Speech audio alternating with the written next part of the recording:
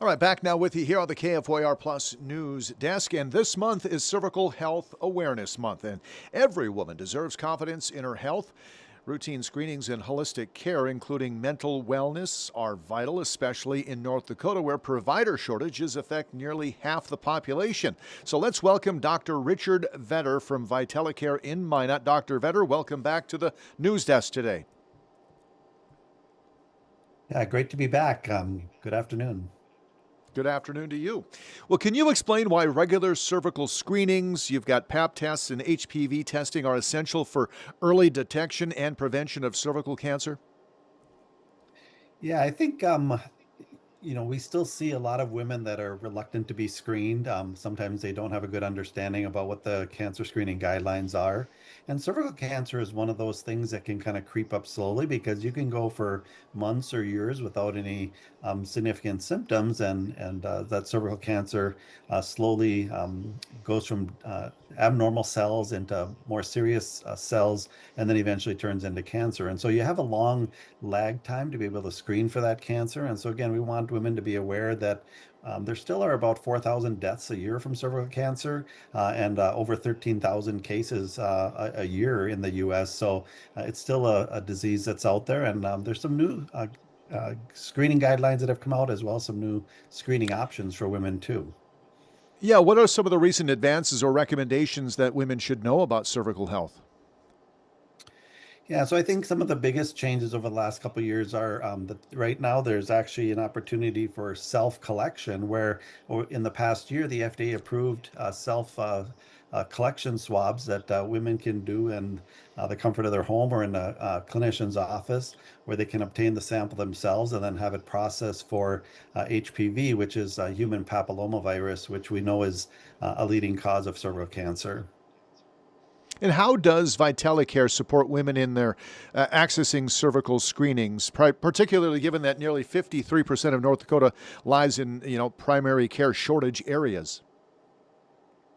Yeah, it's becoming a real concern, particularly in a rural state like North Dakota. And so at VitaliCare, we offer same day, next day appointments. We also offer care coordination services, so women can coordinate their care with the help of a care coordinator.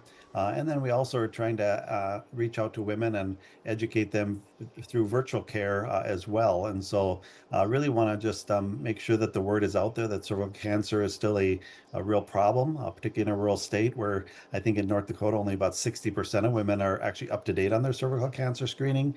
And so just want women to be aware that there are options out there, including the self-swabbing now that can be offered to make it more convenient.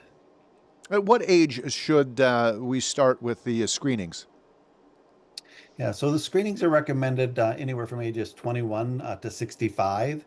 And they've actually spread out the screening guidelines as well. It used to be that they were required annually with just the pap test, but with adding the HPV testing to it in a low risk population, you can actually spread those out to almost 5 years in many cases. Okay.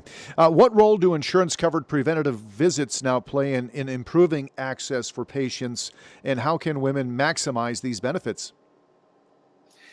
Yeah, I think most insurance companies do offer benefits for preventative health and preventative screening. So I would encourage women to have that annual exam with their primary care provider to talk about not just cervical cancer, but other screening tests, whether it be for blood pressure, cholesterol, advice on smoking, and to talk about the mental health concerns that they might have as well. We do know that women that are more stressed or busy with family obligations, or maybe suffering from some mild depression, they often put their family's needs ahead of their own. And so we just want to make sure that they're aware that we're here to help them and to help them navigate the healthcare system. Yeah, that was kind of leading into my next question, Dr. Vetter. For women who tend to prioritize family and delay their own care, what proactive steps can providers take to encourage regular checkups and screenings? Yeah, I think again, access is really important, and again, by having virtual care options as well as, like I said, easier screening options. We do know that some women are afraid to come in to have those more invasive Hmm. exams, and now with the self-screening option, we're hoping that we can reach more of those women. And then again, we have mental health providers on site that can help them address any of the mental health concerns that they might have as well. And so if someone wants the at-home checkup kit, how would they go about getting their hands on something like that, Dr. Vetter?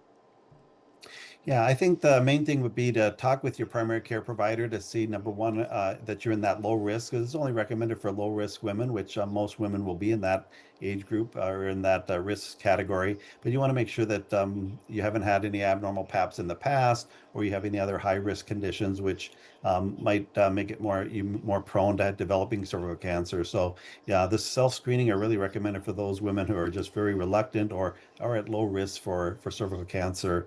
Uh, and again, it's really looking for the HPV virus, which we know is a leading cause of cervical cancer. And finally, doctor, how can viewers prepare for their next preventative care visit? Yeah, I think, just maybe take a few moments to come up with questions that you might have, making sure that you know about your family history. So, what your risks of cancers that might run in your family or other risks that you might have. And then I think just being honest with your provider about what Mhm. your concerns are and making sure that those get addressed at each visit. All right. Thank you, Dr. Vetter, for sharing these insights. Cervical Health Awareness Month is a reminder that prevention and holistic care truly do matter. Thank you, Dr. Vetter. Have yourself a fantastic afternoon. Great. Thank you, Jay. Thank you. All right, 36 now past the hour. We'll take a break. We'll come right back with more news next on KFYR Plus.